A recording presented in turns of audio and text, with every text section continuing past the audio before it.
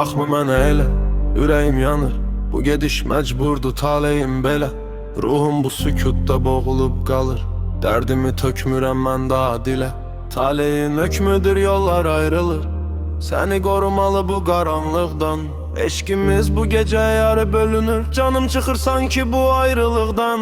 Parmağın dodağında bir sirri gizləyirsən. Gedişin məcburi, gözünlə söyləyirsən. Qaranlıq içində sönür bütün ümidlər.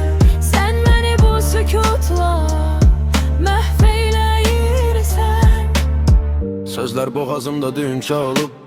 Danışsam yıxılar bütün dünyamız. Gözlərin kədərdən bir dəniz olub. Burada sonlanır bizim rüyamız. Gedirəm ardınca baxma sən daha. Susmaq fədakarlıq, susmaq bir sirdir. Çıxmarıq birlikdə parlaq sabaha. Bizi ayıran o qara taledir. Parmağın